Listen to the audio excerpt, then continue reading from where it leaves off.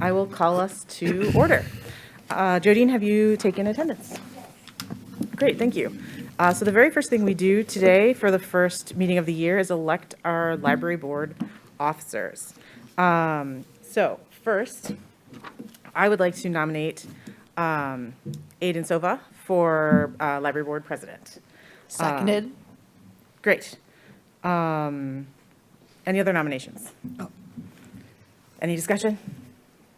Aiden's been the vice president. He's doing a great job. Fully supportive of the nomination. Great.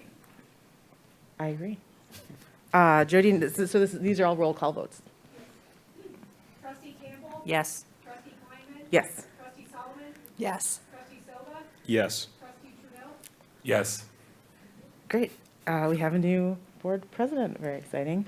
Thank Next up, are there any nominations for board vice president?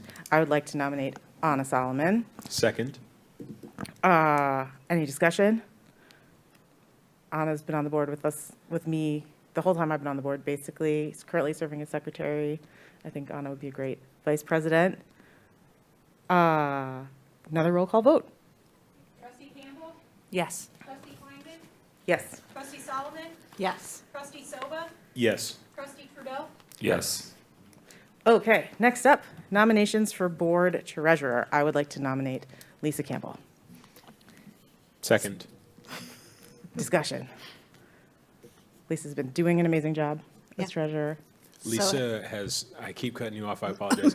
Lisa has a very sharp sense of financial acumen and the necessary prowess in terms of operations that I believe the treasurer's role requires. And I'd be very happy to see her as treasurer. Thank you. What Aiden said. Yes. Another roll call vote, please. Trustee Campbell? Yes. Trustee Hadley, or Trustee Kleinman? Yes. Trustee Solomon? Yes. Trustee Silva? Yes. Trustee Trudeau? Yes. Great. And last up, we have secretary. Are there any nominations for board secretary? I nominate Molly Kleinman for board Second. secretary. Second. Any discussion? She has a great signature. The best. I sure do. All right. Thanks, Anna. Can we get a roll call vote, please?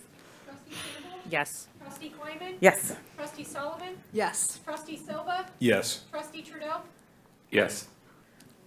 Terrific. So we have our new officers for the year, and now we are going to do the installation of the officers. So we're all going to recite the following oath. Does everyone have it in front of them? Do you all have it? Yes. Yes. Okay. Ready? We're going to do it all together, and we just say our own names. I, Molly Aiden Kleinman, Sova, do solemnly swear that I will abide by the bylaws, rules, and regulations of my office as to the best of my ability. All right, and now officers relinquish control to the new officers. I'm going to pass the gavel to Aiden. Thank you. You're welcome, and I'm going to pass you, I'm going to check this off first, the script. Thank you. And now we are going to move on to the approval of the agenda. Can I have a motion to approve the agenda? So moved. Seconded. All right, moving on First, we have to, to vote on it. yes, All right. the vote. Jodine? No. Not a Not roll a call roll. vote. See, this is first day as president issues. Now we would move on to the consent. All those in favor? All those in favor, thank you. Well, I'll write this down next time. All those in favor, please signify by saying yes. Yes. All those opposed? Moving on, the agenda passes. On to the consent agenda. Can I have a motion for approval of the consent agenda? So moved. Second. All those in favor, please signify by saying yes. Yes. All those opposed? All right, now moving on to public comments. Public comment is an opportunity for members of the public to speak before the board. Topics must be related to the Ann Arbor District Library Board of Trustees or matters within their authority. To speak during the allotted time on the agenda for public comment, please fill out a public comment form with the executive assistant before the allotted time. Participants may only speak once per meeting, and each speaker is limited to 3 minutes. You can also reach out to the board by emailing boardcomments@aadl.org. The AADL public comment policy can be found at aadl.org/public comment. Jodine, are there any public comments? No. All right, and now moving on to communications from trustees. All trustees will have the opportunity to speak.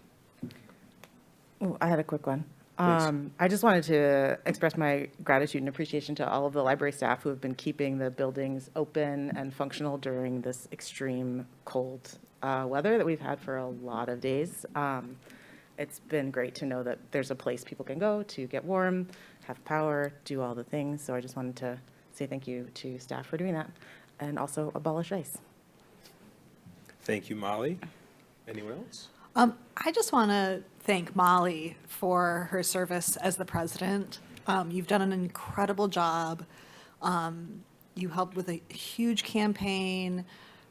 There's been so many pieces of the puzzle over the years that you've served these last 2 years, and I just want to acknowledge what a great job you've done. Thank you. Yeah. Yeah, I mean, I'll add to that that Molly was really helpful to me personally in being, the newest member of this board and getting onboarded and more involved. So I really appreciate that. On that topic, today's the meeting where we'll be discussing the appointment of a new board member. And I wanted to just say thanks to everyone that took the time to apply. Wish we could pick everybody, but we can't. But thank you everyone who put in the effort. I will also note applications are still open, I think, for one of the vacant lobby shops. So if you have interest in one of those spaces, there's still time to apply. Anyone else? Wonderful. Now we are moving on to financial reports with Eli. Okay, your financial report begins this month on page 17. So a few things just to note here. So our tax receipts at this point, as of the end of December, $22.4 million. That's 99.63% of our budgeted tax receipts. In 2025, in the January board meeting, we'd received 99.47%. So that's a very normal amount and running a little bit ahead of that. It was just good to see. Our unassigned fund balance is currently $6.8 million as of the end of December. That is after the transfer of $2.8 million in the capital projects funds, and that will fund about 3.7 months of operations, which is right about where we like to be, to have, a 25% of the year or 30% of the year that we could cover in an emergency. If you turn to the next page, our revenues are 51.5% of budget after 50% of the fiscal year. That's mostly because of a stronger than expected performance of our bond investments. Also, we've been getting a lot of nice contributions from the public, so that's always nice to see. Year-to-date expenditures are 44.1% of the budget after 50% of the fiscal year, mostly due to we haven't spent a lot of the capital money yet, as we're starting to look at a bigger project. Changes the way that we decide how to use our capital outlays money over the course of the year. And then that brings us, so we're at this point about $1.7 million to the good, as in more revenue than expenditure anticipated. We'll see how that goes over the remaining course of the year, but we do expect to have some surplus so we can again put into the capital projects fund once the audit is complete. I do want to bring your attention to on page 19, we did receive a $25,000 gift from the Friends of the Library in December. That's great to see from that. So that Friends of the Library fund now stands at $55,000. And there's a couple of things we've been talking about with them that we plan to do with that money that the library can use. And we'll have some more information about those things once they get rolling. Okay, and then if you turn to page 21, this is where we look at what line items might be running over budget over at this point in the year. 50% of the way through the year, the things that are above 50%, there's a few revenue items, as we've said, that brings us to just about 51.6% of our budgeted revenue. Accounting audit, that's to be expected because the audit is already paid for. That'll catch up as the year goes on. Copier expense running a little bit ahead, but again, that's a very small amount. Legal expense running a little bit ahead. That will continue over the course of the year. We might need an adjustment at the end of the year, but we'll see how that goes. Operating supplies, we've been talking about that there will be some adjustment that is needed because of things that used to be paid for out of other lines, now paid for out of the operating supplies. So we'll make an adjustment to that when we get to the end of the fiscal year and we see where it winds up. And those are the only lines that are currently running above 50%. Our total expenditures, 44.1% of budget at this point in the year. And that's the financial report. If there's any questions? All right, thank you, Eli. Now moving on to committee reports, and I will hand it over to Molly, as she was president, to discuss the executive committee report. Thank you, Aiden. So at the executive committee meeting, which was just earlier this evening, we talked about some personnel stuff. We talked about the appointment of the new trustee, which is going to happen later tonight. We got some next steps on the building program, which I think we're also going to hear about tonight, as well as next steps on the agreement with the city for the library lot next door. So we'll get updates on both of those things tonight, and that's the executive committee. Wonderful, thank you, Molly. Now moving on to budget and finance, and we'll hear from Lisa. The Budget and Finance Committee did not meet. Wonderful. Now moving on to facilities committee, we'll hear from Scott. Yep, so the facility committee met on January 6th. We got an update on the downtown mesh wrapping around the building here to keep the bricks from falling off the side, and I see we'll get an update on that on the agenda here tonight. Soil boring has started for starting to test the ground underneath this building so we can figure out what's there. So when we start planning construction, we know what we're working with. Westgate generator is still moving along. ALF changes are still moving along, but those things were sort of all still in process and no major updates. And we talked a little bit about downtown, which we also will have an update on the agenda tonight. That was all Wonderful. from us. Thank you, Scott. Now moving on to our library report with Eli. Okay, if you guys can bring up my slides there. All right, so here's our monthly report for January of 2026. We're going to start with our stat of the month, which I know we talk about summer game stats a lot, but this is state aid reports season when the library submits all of its key metrics for the previous fiscal year into the combined system where all libraries report their data to the state library. So some of the things we're looking at now are things we don't routinely look at in our left to our own devices, things that the state asks for. And so one of the examples of that is to look at the separation of summer participation. Of course, they call it a summer reading program.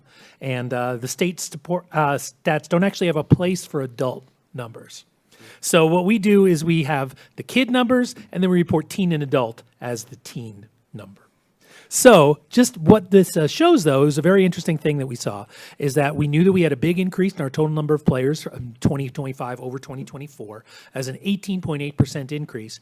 But what was very surprising to me is just how much of that was growth in adult players. 24.5% more adult players in 2025 than 2024, and only 13% growth for the kids, right? A small number of growth for teens. I don't put too much stock in the teen number because a lot of kids don't update that when they pass over from 12 to 13. So a lot of them, unless there's not really a reason to go and change that. So as a result, we don't put a lot of stock in the teen number because a lot of kids who are technically teens have not set their account to be a teen account. But that was great to see how much growth there's been in adult players. Certainly those of us in the community see that happening big time as it becomes more and more popular with adults. Another thing that the state wants you to report on is who completed the summer reading game, right? Because they have a conception of it as it's like, tell them how many books they need to read, and when they've read that many books, then they're done playing the summer game, right? That's not the way our program works. But underneath the summer game is the old summer reading program that we've had for 40, 50 years, right? So this measures the number of people who entered the completion code, right? And we saw there again, a total of 17% more people finished the summer game. And I want to make it clear, AADL doesn't care about this at all, right? Play the summer game however you want to. Everybody has different ways of finding the value, but this is what we're asked to report to the state, so it was worth mentioning. We saw good growth in kids, but again, 21% growth in adults completing the summer reading game, meaning that they registered that they read 10 books and received the completion code. So that is great to see, and that's what the numbers look, and looking forward to another big year, and we're already hard at work on it. All right, some upcoming events. February 1st, now that we have a giant groundhog who works at the library, of course we have to have a Groundhog Day party. Doesn't make sense to actually do it on Groundhog Day when it's a weekday. So Sunday, February 1st, coming up real fast at noon, is our Groundhog Party featuring an appearance by Akakoji Shins and a lot of fun other things to do. So please join us at the Groundhog Party to get a good look at Akakoji Shins. Maybe they will see their shadow, maybe they won't. We'll all find out. It's kind of hard to miss their shadow, honestly. So that's coming up this Sunday. February 8th is AAFAX, the Ann Arbor Fiber Arts Expo. This has landed to be a Super Bowl Sunday event because it's a very good non-overlap with the audience that's excited about that event. And we found that it's a very successful time of year to have that event. So that's coming up. Looking forward to that, and I hope to see many of you there. We just published last week a call for artists for land acknowledgement plaques. As you all know, last year we developed a land acknowledgement in consultation with a bunch of members of the indigenous communities acting as paid consultants. And one of the things that we wanted to do that we're now moving forward is to commission indigenous artists to make a plaque version of the acknowledgement that would then hang with all the other plaques in the vestibules of all 6 of our buildings, including the ALF out on Parkland Plaza. So we've just posted this call. It'll be up for a couple of weeks, and then we're hoping that there's about a 6-month period where artists, once selected, will be able to make the project. It is a paid commission, as well as there's money available for production if someone's going to do like a bronze plaque or beadwork or any one sorts of things that might have production costs associated with it. So more information about that is available at aadl.org/call for artists, and we look forward to seeing what members of the indigenous community would like to do with this. So that's an exciting project, and more to come on that. Yes, please. It's probably on the website, but do interested artists need to be residents of the district, or are there other sort of restrictions? No, the restriction is we are looking for residents of the Great Lakes region. Okay, So it's a very wide net that we're casting. great, thank you. I'm sorry, did you say they're all gonna be the same, or they're all gonna be different? No, there will be 6 different ones, so each one will be different by a different artist. Cool. All right, any other questions about that? All right, moving on, AADL in the community. Bite Club, our fan club, just added its 750th member. Halfway through season 2 of Bite Club, the Bite Club members continue to engage with monthly surveys and are regularly sharing their love for the library online and in their personal lives. I continue to do monthly tours of the downtown library and the ALF, and we're working on an upcoming Bite Club mixer to help our members get to know a little bit more about each other and talk to us about the library. Bite Club has been a very successful program, and the members are really into it, and it's been a lot of fun. So encourage everyone. Remember, the first rule of Bite Club is please talk about Bite Club. So hope to see many of you there. Summer Game 2026. In late 2025, AADL selected Noah Camp as the Summer Game artist for 2026. Noah specializes in 3D design and has done work for companies like Target, the Lego Group, Starbucks, and Spotify. We're in the first draft phase of design, and we can't wait to share his final artwork once it's complete. This will be a very different look for the Summer Game than we've had in the past. Tends to be a very graphical, very flat look, and this year it won't be that. So it's a very exciting change. We're excited to have Noah Camp on board to design our Summer Game art and our Summer Game set of characters. Here's our staff spotlight for this month. Tyler Forbes is a production tech here. He's worked at AADL for 6 years, and he says, I'm a theater audio engineer by trade and training. I've been mixing musicals, plays, various music acts, and live events for just over a decade. Some of my favorite shows I've worked on are Ragtime, Next to Normal, and 9 to 5. Doing live events and theater is my calling, and I'm thankful to be able to do both. And Tyler does a terrific job with live events here at the library. If you've ever heard how good they look, odds are Tyler was involved in some of that as well. So thank you to Tyler. And here's our mention of the month from Hair with Gracie, who's Gracie Dudek. Regency Ball Ready. We did an Elizabeth Bennet-inspired updo for her Jane Austen ball at AADL Graham. And Gracie is a cosmetology student and the sister of AADL events tech, Katie Dudek. We had a terrific turnout for the Jane Austen ball. Definitely something we need to do more often. A fine time was had by all. Here's our compliment of the month. A call center patron was delighted that we have fax machines. She said she's been trying to figure out faxing all morning and just thought of us. She said, oh, I'm so glad we have libraries. I'm going to keep voting to give you tax dollars. I did not break it to her that she couldn't really. That's a note from our staffer. That's a call center log from January 14th. 2026. We also received this note recently for our staff that works on the Washington Hall Library for the Blind and Print Disabled, thanking them for all they do, and it says, perfect print size. Thank you all for your help. I get to read again. And it's always great to see that. Here's our complaint of the month. You do so many things well. Sorry for a complaint, but it is difficult to find all books in a certain series in your collection.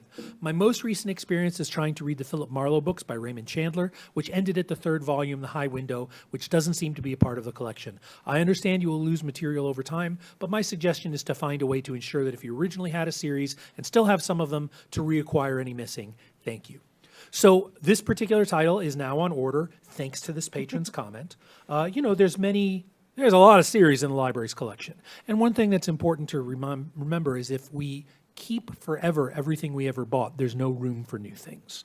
And that's why this stuff tends to be demand-driven. And while this book is inarguably a classic, everything's a classic to someone. And it's always a balance, and that's what the librarians are here to decide. We really don't have a specific program to make sure we have all copies of every series that we have. Because as they disappear, if nobody's asking about it, it's not necessarily whole-filling that makes sense for us to spend money on, especially as this title is, it's available via Mailcat, and you could have had a few more clicks and had it 3 days later. So all that to say, it's like, this is not an archive of fiction or nonfiction works. We're only really an archive about local information. And as a result, sometimes there will be collections where a piece falls out. Sometimes it's out of print. We generally will not purchase materials that aren't available new, right? Because this is a popular materials collection. So we're always very thankful when patrons say, I can't believe you don't have this, right? But there will always be things that patrons can't believe we don't have. And if we can obtain them, we're generally going to, if it makes sense to do so, and it's clear that there's going to be an audience, and that's the work that the librarians do, to maintain and develop that collection. So thank you for your comment, and we're glad to have that item on order. Any other questions about this or anything else? I have a question about the summer game artist. Yes. I've been part of a lot of conversations lately about AI policies related to art and media of all kinds. And I'm Yes. curious if the library has or is considering a policy on the use of AI for things like the creation of the summer game art. I mean, we absolutely would not tolerate it for even a moment, and it would be part of the initial conversations. There's not really policy underpinning for that. I would say procedurally, we are definitely in the kill it with fire camp, right? And it's just something where it would be very obvious at this stage when that was the case. And it's something where that's why we're reaching out to and supporting illustrators who do this work. You know, it won't always be as easy to tell. That's when it gets trickier. But at the moment, we're focusing on artists who have a lot of experience, operate at a very high level, and would sooner, do something terrible than serve up AI art as their own work. So we're completely disinterested in any synthetic work as an organization, and it's something that we actively watch out for when we are selecting what we'll highlight. It is something that does come up with Fifth Avenue Press submissions, and sometimes people will disclose that, more often they won't, and we'll call it out when we need to, because and it does say on the website that we are not interested in synthetic submissions for the Fifth Avenue Press. So, humans forever. Hear, hear. Any other questions? All right, that's my report. Thank you very much. Is it, Oh, can I please. ask a question about a previous library report? Of course. Maybe, the discussion of AI reminded me of the talk about getting web traffic from China. Ah, yes. Have there been any updates on that? Well, it has not, we haven't seen it move somewhere else yet. Okay, So it's like when we made that change, it dropped off, okay, right? We haven't had other complaints about it. We're going to probably turn it back on in like May in anticipation of being able to turn it back on for summer, because we know a lot of our patrons spend the summer in China, sure. right? So we don't want those kids to not be able to play the summer game. So we'll see if we turn it back on, how long it takes Okay. to notice. And for anyone who didn't watch that previous meeting, can you do the very quick Yeah, so recap? just very quickly, we discovered that we were having a large uptick that was very anomalous in inbound traffic, and upon investigation, it was revealed that it was almost all coming from one particular municipality within China, to the point where we were getting more traffic from China than we were from the state of Michigan. So, and it was all very clearly AI scraping sort of activity, going straight into an individual page, using all the same browser. So it was some sort of botnet doing that. So we made the decision, because we are expected to report on those numbers, and we did not feel that it was legitimate traffic, to block all traffic from China for the time being and see what we hear. Because you can still email us. We can still receive email from people who are affected. We haven't heard anything about that yet. Okay, thank you for the recap and Thank you for the update. question. Amazing. Thank you, Eli. Now moving on to old business, we have an update on the exterior and structural system of the downtown library with Len. Good evening. So the crew's been out there for a little over a month now, and we are in the home stretch. They brought in a larger lift this end of last week, I believe it was, that can reach the south side and the bump in on the north side. So they may finish late this week or by the end of next week. We've had several weather days, obviously snow, and some of the cold days they haven't worked, but they are really close to being done. The larger portions, the larger stretches have all been done. They've done the west side that was up on the second floor roof. That's all been done. So yeah, it's just a few spots. Eli can probably hear them in his office this week. All day long. So, but they've moved pretty quick. So if they were able to work every day this week, they might wrap up this week. If not, it'll be early next week. I know we have the sidewalk permit with the city, which isn't great because we've had part of the sidewalk blocked off in the bike lane. We got some extra signage for that to start the work off this week. So yeah, we will be done before the next board meeting. And I don't anticipate it'll be an agenda item next time Yeah. unless it is not wrapped up. Yeah. Any questions? No. All right. Thank you so much, Yeah, Mike. thank you. For all of your work. Now we are moving on to an update on the redevelopment of the downtown library with Eli. All right, got a couple updates for you. So the main work that we've been working on is the refinement and revision of the Downtown Libraries program, which is a text document that describes all the things that needs to have. Very similar to a requirements document in software development, where you write down everything it needs to do and everything it needs to have and what needs to be next to what. The architects who did the original version back in 2018, HBM, they're a library architect specialist from Cleveland, they met with our staff via Zoom last week to get feedback and present the draft. We've received feedback from staff in a couple different ways. Supervisors have been offering meetings to their direct reports to have a meeting and collect information. There's also an email address that they can use to send in feedback, and there's also an anonymous form that some staff have used to send in their feedback as well. All of that feedback is being passed along to the architects to be considered and included in the revisions as we go. The next step is that the architects will come meet with the facilities committee at their February meeting, get feedback from them, and then they will be bringing a relatively final draft of the revised program to the February board meeting. This is not an approval action, it's for presentation and feedback, and to get that feedback from all of you and get that sort of in front of the public for the first time. So that's moving forward. That then will inform the next steps as we start to work on an RFP, because it will specify what size the new library should be, those types of things, as we're starting to determine what development opportunities we're able to offer as part of the project. In addition to that, we are working to finalize an agreement with the city on the transfer of the surface of the library garage. We have passed along a draft to the city's outside counsel, and we're waiting for response on that. I hope to have some feedback on that the next time we all meet. And that agreement, once finalized, will need to be voted on by you all in public, and it will need to be voted on by city council in public. So those, once we get sort of the details worked out, then we'll bring that to both bodies for public approval, and then that transaction will proceed. So that's exciting. Part of that work is having survey work done of the garage to provide the legal definition of the surface of the library lane garage. So you might see some surveyors out there. We went ahead and had them do some additional work that it wouldn't be required for this stage, but would be required later to be getting rolling on that type of stuff as long as we're paying for a survey.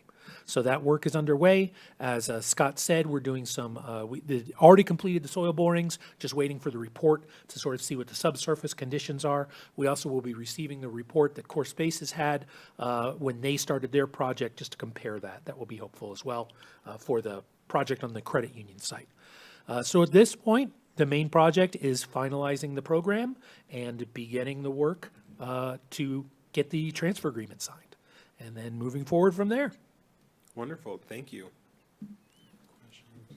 Moving on to the acquisition of the Ann Arbor Observer with Eli. Okay, so we're pretty much in the same spot that we were in last month. The Observer staff is doing the work to determine what it would look like to operate as a nonprofit. It's clear that that's the model that would work for the library and the library's governance infrastructure. And so really it's now on the Observer and their owners to determine if that's going to work for them. And hopefully we'll have some motion over the next couple months, and we will keep you posted, as anything that would happen there, again, would come before the board, and we will move that forward once we have heard more from them. Wonderful, thank you. Now on to new business, a resolution of thanks to Adela Hardin upon her retirement. I will read the resolution as follows. The board resolves that it would like to officially thank Adela Hardin upon her retirement for her dedicated service as an employee of the Ann Arbor District Library Board from January 13th, 1993 to January 13th, 2026. The board resolves that all resolutions and parts of resolutions that conflict with the provisions of this resolution are rescinded. Do I have a motion to approve this resolution? So moved. Second. Discussion. I'd just like to talk a little bit about Adela, who we've worked with for a very long time. She is one of the few employees who's worked here longer than me, and she's been a constant force in the organization. Adela really helped define the way that our safety team interacts with the public. She trained everyone who works on that team.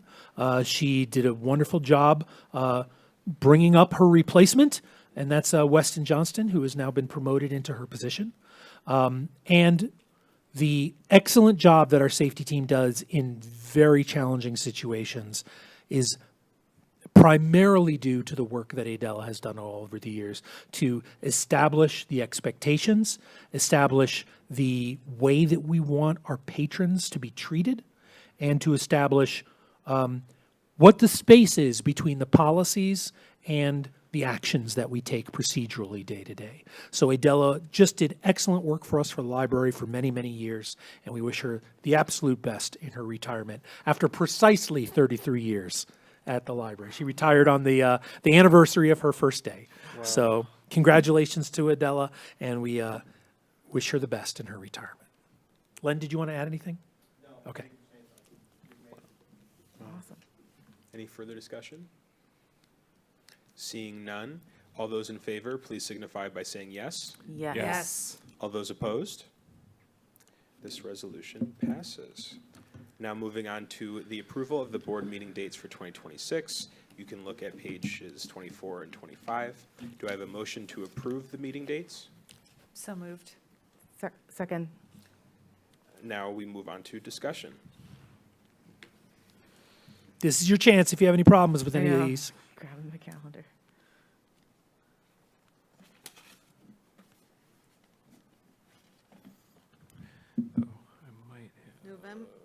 November 17th is a Tuesday.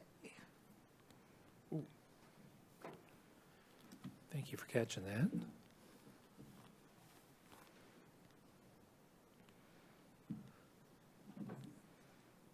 Yeah, so that should, please, let's amend that. If someone could move to amend that to the 16th of I November. move to amend that to the November 16th, Monday, November 16th. Second. All those in favor of the proposed amendment, please signify by saying yes. Yes. Yes. All those opposed? That amendment passes.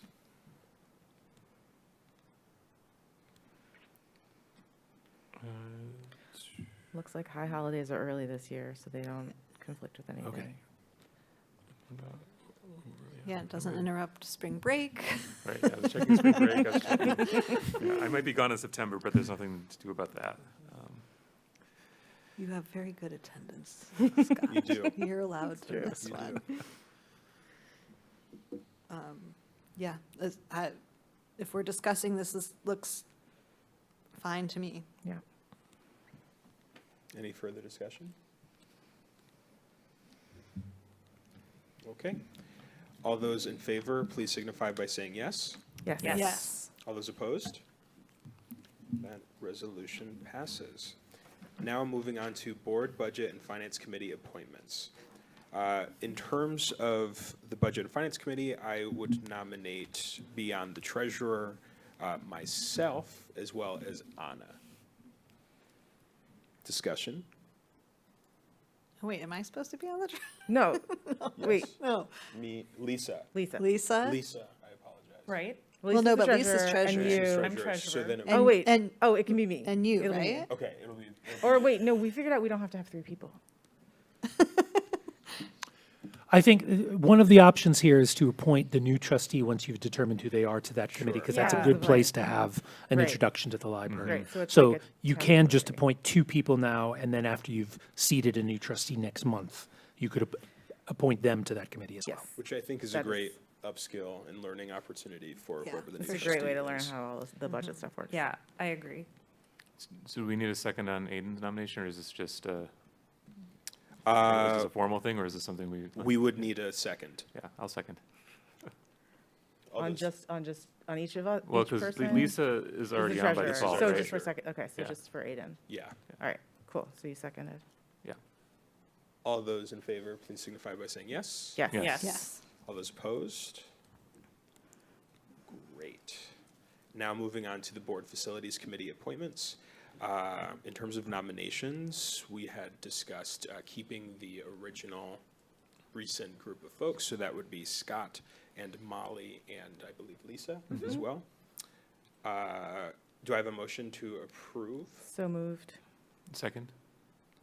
All of those in favor, please signify by saying yes. Yes. Yes. Yes. All those opposed? Okay, that passes. Now we move on to the discussion and appointment of board member for open seat. Did we discuss that we were going to sort of jointly? Yeah, I thought I could, Okay. I can just do it. if- Yeah, wonderful. I'll pass the reins. Great. So we have a vacancy on the board, and we have gone through a process to find a new person to appoint to that seat, to fill the seat to the end of the term, which ends at the end of this year. Just to share briefly the process that we used, we put out a public call for applicants last fall. We had a total of 22 applicants. It was an incredibly strong pool. I want to just emphasize that. We had so many incredible applicants to this position, and it was really difficult to select, even to narrow it down and then to select finalists. So there was a pool of 22. I reviewed all 22 applications. I narrowed it down to a group of 10 people. Executive committee then reviewed those 10, narrowed it down further to 6. We then interviewed all 6 of those folks, and then we brought a group of 3 finalists to the full board for discussion tonight. The board members have all seen all of those materials. We would be thrilled to have any one of these 3 on the board with us. They all brought different strengths and skills, and we were so impressed with all of them. That said, the executive committee is recommending Cassie Haynes to be the person that we appoint to this vacancy. Cassie had just an incredible breadth of experience, and all of those different experiences were things that would be valuable and relevant to board service. In particular, she has a lot of experience with the nonprofit news, which is particularly exciting and relevant at this moment. She has a JD and has worked as an attorney, and in particular as a labor lawyer, which we thought was particularly exciting. She has both government experience and governance experience. And in our interview, we talked about housing, and she seemed very just on board with the general vision and direction for the new downtown library project. So that's sort of the brief overview, but this is we're open for discussion and deliberation, so if folks who weren't in the group, like in the executive committee, have questions or thoughts, please feel free to share and talk about them. Did you want to add anything? Yeah, so in terms of process, we would call to approve the appointment, then we would have the motion and then discussion, correct? Or no? I guess it could go either way. If someone feels ready to make the suggestion first, or make the motion first. I will call for a motion to approve the appointment, knowing that there will be discussion. So moved? Seconded. Okay, discussion. I will then leap in. I have known Cassie for a number of years now. I had met in a opportunity to attend a Knight Wallace event, which is a program through the University of Michigan that I am the one saying this is highly prestigious and leads in the world of journalism in terms of its ingenuity and innovation, and brings leaders from all across the world to Ann Arbor to talk innovation in journalism. And part of that conversation included how libraries are innovating and offering this creativity in its services, and really contributing to the collective and shared democracy of our institutions. Cassie was able to so intelligently speak to all of that, not only in my meeting of her, but also to our executive committee in her interview. I think that as we are entering into this new era for the library, we're going to need someone that is accessible, dependable, and also flexible in terms of their subject matter. And Cassie just has an unbelievable amount of expertise. I was very excited for this. And also I wanted to note that her focus in her law program, as it had been mentioned, was in labor law, and she worked on the labor side of the house for a long time. And I think that it's important that as we are, again, entering into this new era, that we continue to center those staff voices. And I have no doubt that she will engage in a meaningful and responsible way with all of our wonderful staff members. I'll chime in. Thank you all for all the work you did on this. Having gone through this process when we appointed the last vacancy, it's a lot of work to review all of that, and I know you all gave it all the applicants serious attention. And it is overwhelming to see just how many amazing community members we have who are ready to stand up and serve the library. So I also thank everybody who did apply. It makes me feel good when I see that, even though it makes it really hard to make a decision. And I did look at the top 3 candidates closely after I reviewed the pool, and they've definitely stood out to me, and it's a very difficult decision among them, because they all have different strengths and different perspectives that they would bring that would be an asset to the board. And I met Cassie this year. Actually, both of our daughters are part of the Ann Arbor Youth Chorale, so I got to meet her. And we talked a bit before this process began. Just meeting her, like, we went straight into the nonprofit news and how libraries play a role, and like her enthusiasm and interest in the role these institutions play in our democracy in a really fundamental way was very apparent just in that conversation when we first met. And so I'm looking forward. I totally support the nomination and looking forward to seeing her serve in the role. So thank you all. I'll also express my thanks to the board and executive committee in bringing us a really great pool. I think this group of 3 finalists, all had very diverse educational and professional backgrounds, all which were very relevant to the role. And I think in all of their letters, there was emphasis on, the candidates' commitment to community and stewardship of the library, and being a proactive, member of the board or involved in community organizing. So I think you did a great job.